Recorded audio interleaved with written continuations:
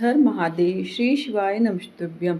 कल हमने सुना था श्रावण मास का 26वां अध्याय, जिसमें हमने श्रावण मास की अमावस्या तिथि के बारे में जाना था कि हमें क्या करना है और क्या नहीं। आज हम सुनेंगे श्रावण मास का 27वां अध्याय, जिसमें हम भगवान श्री शिव के मुख से सुनेंगे श्रावण मास के अन्य कार्य क्या हमें करना क्या नहीं चाहिए। आइए कथा को शुरू करते हैं। ईश्वर ने कहा, हे सनंत कुमार, अनंतर श्रावण महीने में कर्क तथा सिंह संक्रांति अन्य जन्य जो कार्य होते हैं उन्हें मैं आपसे कहता हूँ। कर्क संक्रांति से सिंह की संक्रांति तक सब नदियाँ रसवला हो जाती हैं। उस काल में उन नदियों में स्नान न करें। समुद्र में गिरने वाली नदियों में स्नान करने से कोई दोष नहीं लगता है। कुछ महर्षियों का कथन है कि कर्क संक्रांति से दक्षिण दिशा स्थित भगवान अगस्त्य के उदय काल तक नदियाँ रसवला रहती हैं।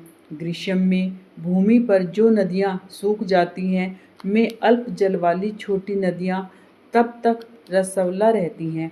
अपने आप जिन नदियों की गति बहाव 8000 धनुष 32 हाथ नहीं हो, उन नदियों में वर्षा ऋतु में 10 दिन तक स्नान न करें।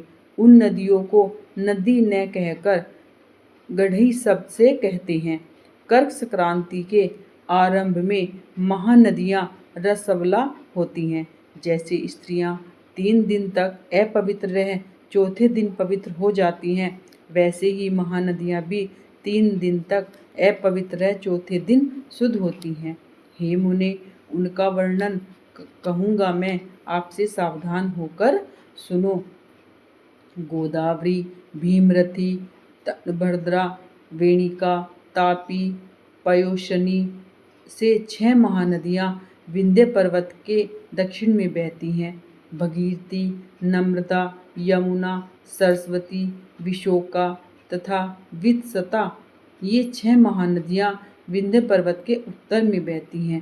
12 महानदियाँ देव ऋषि क्षेत्र से प्रादुर्भूत हैं। देविका, कावेरी, वज्रा और कृष्णा, ये 4 महानदियाँ कर्क संक्रांति हो जाने पर एक दिन के लिए रसवला होती हैं। कर्क संक्रांति के दिन 3 दिन गोमती नदी रसवला होती है। चंद्रभागा, सती, सिंधु, सरयू, नर्मदा, गंगा, यमुना, पलसधारा तथा सरस्वती, ये 9 नदियाँ एवं नद नाम से सुविख्यात शोण, सिंधु, हिरण्य, कोकिल, अहिर्त, धतुर, ये 7 पवित्र रहती हैं। ये रसवला नहीं होती है। इसलिए कहते हैं कि गंगा और यमुना, नर्मदा, सरयू, इनमें आप पूरे 12 महीने कभी भी स्नान करिए, आपको कोई दोष नहीं लगता है।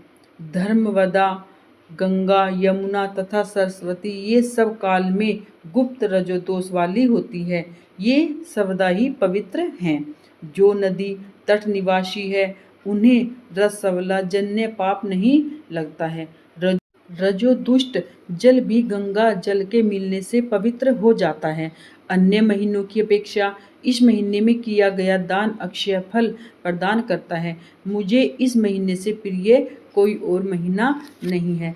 महादेव भगवान शिव उमापति महादेव ने खुद कहा है, उन्हें श्रावण से ज़्यादा प्रिय कोई भी महीना नहीं है। इसलिए हमें महादेव की ज़्यादा से ज़्यादा उपासना श्रावण मास में करनी चाहिए और श्रावण मास में हमें श्रावण महात्म के अध्याय अवश्य सुनने चाहिए। इस कथा में कितना सुंदर उल्लेख बताया गया कि गंगा, जमुना और नर्मदा, सरयू कुछ नदियां हैं जिनमें हमें स्नान करने से कभी दोष नहीं लगता है। ये नदियां हमेशा ही पवित्र रहती हैं और हमारे पापों से हमें मुक्त करती हैं और इनमें स्नान करने से हमारी सभी गलतियां क्षमा होती है। आपको कथा अच्छी लगी है तो चैनल पर लाइक करें, सब्सक्राइब करें, कमेंट करें, शेयर करें और हर हर महादेव अवश्य लिखें।